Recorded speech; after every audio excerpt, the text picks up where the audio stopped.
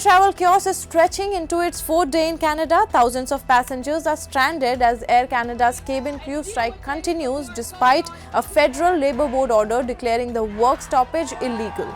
So what's really behind this dispute and why has it escalated into a three-way standoff between the airline, the employees and the government? Let's understand in detail. The strike is being led by the Canadian Union of Public Employees, which represent Air Canada's flight attendants. The airline, the union and the federal government are now locked in a dispute over contracts and pay. Flight attendants walked off the job late last week, bringing much of Air Canada's summer routine to a standstill. The company normally carries about 130,000 passengers a day. Since the strike began, hundreds and thousands of travelers have faced delays, cancellations, and in some cases, nights spent at the airport floors. 2 hours ago, we got the shuttle from our hotel here, only to discover that all Air Canada flights were cancelled. And unfortunately, we had not been given any explanation as per the strike, but we've been on hold. And we've been waiting for an hour and a half to get rescheduled. At first, they gave us a few options. Okay, they were later in the afternoon, not very convenient, but we were okay. But then, the guys at the counter, it was been very helpful, but I think they had lost a little bit of track of the procedure. They found out that since we're a group, there's a party of 13, there's 13 of us, they couldn't handle our reschedule, so they had to call the group reservation bureau, who happens to be very busy, and they're not really taking the calls. So far, no proposition for us of rescheduling. The walkout began 4 days ago and has disrupted flights across the country, with major hubs like Toronto and Montreal hit the hardest. On Monday night, both sides resumed negotiations in Toronto with government mediators, but the strike remains in effect. The main issue here comes down to pay. Flight attendants say they are not paid for critical duties performed on ground like boarding and preparing the aircraft. We do not want to be here. We're here because Air Canada and Air Canada Rouge have forced us to be here.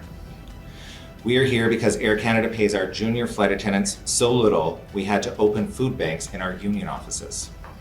Because our flight attendants are living 6 or 8 or 10 to a 2-bedroom apartment in Toronto, or in RVs in the parking lot in the Vancouver airport. We're here because Air Canada forces us to work for free for hours and hours every day.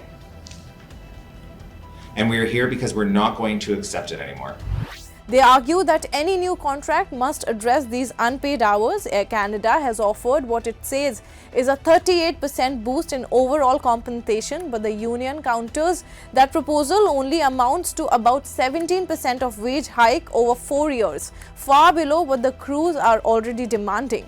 Adding to the chaos, the Canadian Union of Public Employees have openly defied the Canada Industrial Relations Board, which declared the strikes unlawful.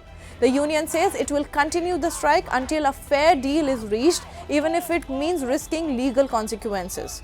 Stranded passengers are running out of patience. Many have spoken about missed connections, extra expenses, and sleepless nights at terminals. I'm from Vancouver. I came with my family here for a family vacation, and now we can't get home.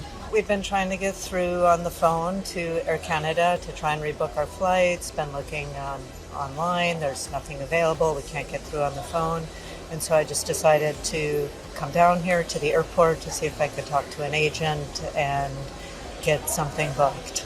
I'm trying to get back home to London. Hopefully I'm going to get back, but we'll see, I guess. We're a little bit early today. Thought we'd get here early to try and find out what was going on so we can maybe work something out for later on in the day if it is all going to go wrong. The government, meanwhile, is under pressure to step in. Canadian Jobs Minister has floated mediation and even launched an investigation into allegations of unpaid work across the airline sector. The CIRB is an independent body, and they will review and receive statements from the impacted parties, and then they will make their determination about whether they will intervene. And so that will take an according amount of time. Don't want to speculate because it is a process, but in general, sometimes it can take 24 to 48 hours for the board to complete that work.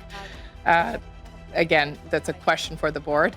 However, Air Canada has said it could take between 5 to 10 days for regular services to resume. Ottawa could also seek court enforcement of the back to work order or even pass a special legislation, but that would require support from opposition parties once the parliament runs next month. On the labour side, solidarity is building. Other Canadian unions are pledging support and even financial aid for the Canadian Union of Public Employees. The Air Canada Pilot Union has encouraged its members to stand with cabin crew during their time offs, calling it an important moment for organised labour across Canada.